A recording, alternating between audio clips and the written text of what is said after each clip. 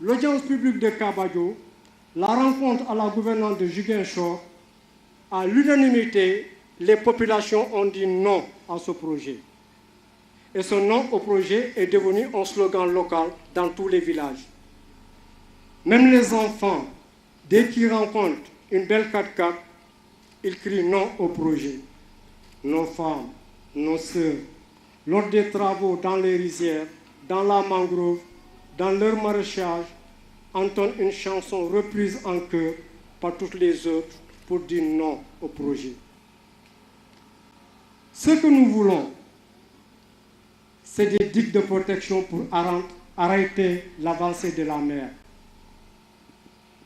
Cette dune de sable qu'ils veulent exploiter, située entre océan, Bolon et rizière, est une dune de sable qu'ils veulent exploiter. C'est une digue naturelle. C'est aussi la main de Dieu pour protéger notre environnement contre une éventuelle montée des eaux. Accepter ce projet, c'est favoriser, encourager et même précipiter la disparition de nos villages sous les eaux au profit des intérêts étrangers. Nous ne possédons pas les mêmes moyens financiers et techniques que ces pays dits développés dont ils disposent pour faire face à cette réalité écologique. Quand on sait que depuis des siècles, aucun pays africain n'a profité des avantages de ces ressources naturelles, regardez du côté du Congo et même chez nous, lors de Sabodola, au sud-est du Sénégal, qui attire tous les malfrats du monde entier avec une panoplie de crimes organisés et de prostitution. Il y a en ce moment un procès en cours entre le gouvernement du Sénégal et cette société d'exploitation. La Casamance n'acceptera plus d'être une colonie d'exploitation au profit des intérêts des étrangers. Nous acceptons fièrement notre état de pauvreté matérielle à cause du mépris de tous les gouvernements précédents à l'égard des peuples de Casamance. Pas d'électricité, pas d'eau courante, pas de routes praticables, pas d'hôpitaux, pas d'écoles dans certains villages, même pas de réseau téléphonique.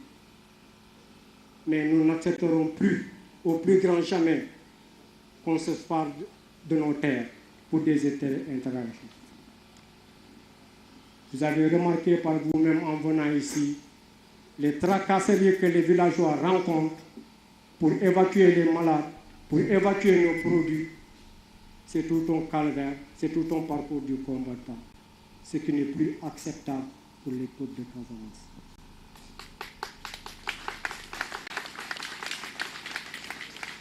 La Casamance est victime d'une crise économique alors qu'elle possède des potentialités agricoles et des ressources naturelles importantes pour parvenir à un développement durable et assurer son autonomie alimentaire. La Casamance a surtout besoin d'une bonne gestion de son environnement. Cette belle région favorisée par la nature avec ses fleuves et bolons ne laisse personne indifférent. Nous disons merci à cette association. La Casamance n'a pas besoin d'industrie ou d'exploitation minière pour son développement, mais de petites unités de transformation et également des activités génératrices de revenus écologiquement et socialement responsables. Ainsi, avec de petits barrages anti-sel et des techniques adéquates dans les rizières, tout en favorisant les cultures vivrières, la Casamance peut bien nourrir tout le Sénégal. C'est une question de volonté politique. Le barrage de Diamant, qui a coûté des milliards, n'a profité qu'à certains barons du pouvoir de l'époque, au détriment des vrais paysans. Les Chinois, avec peu de moyens, ont fait leur preuve en Casamance dans les années 1960, sous le règne du président Mamadou Dia, à l'époque président du Conseil. La Casamance mérite beaucoup plus de respect, de considération à l'instar des autres régions du Sénégal. Le Sénégal a besoin d'une Casamance apaisée, stable pour son développement. il y a une volonté réelle de tous les acteurs du conflit de la Casamance pour mettre fin aux hostilités. D'abord, le président Macky Sall, qui effectue sa première visite officielle en Gambie chez son frère et ami Yaya Jammeh, où le dossier casamancier, dans le calendrier des entretiens, figurait en bonne place. Ensuite, la libération des otages militaires par Salif Sadio en Gambie, suivi de celle de Badian avec les démineurs en Guinée-Bissau. Autant de bonne volonté et de main tendue des uns et des autres pour parvenir à une paix durable et définitive en Casamance.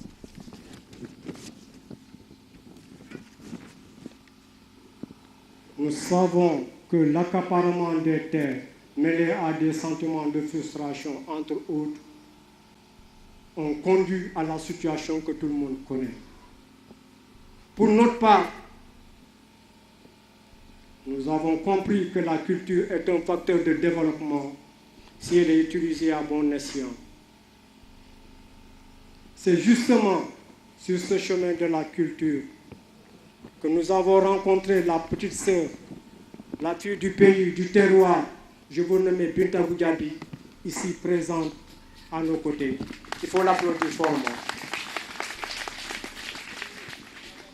Elle est venue spécialement apporter son soutien, qu'elle a déjà commencé, je peux vous le dire, parce que nous sommes en contact avec elle depuis plus d'un an. Son soutien à notre commune contre ce projet d'exploitation du zircon à Niaforo. Binta Goudiaby, c'est une Sénégambienne née à Bignona. Elle a fait ses preuves dans le monde de la culture mondiale. En 1998, elle fut Miss Casamance. Ça se voit qu'elle est belle encore. Vous êtes d'accord avec moi? Elle se rappelle du théâtre et du cinéma. En 2012, elle est la seule nominée au concours du prix NAFCA 2012 de la meilleure actrice 2012.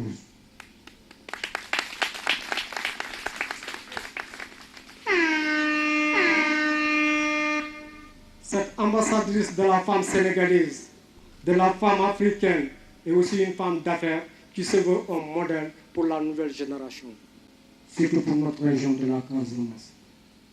C'est aussi une ambassadrice de la paix en Casamance, nommée par SOS Casamance, dont le siège se trouve à Paris,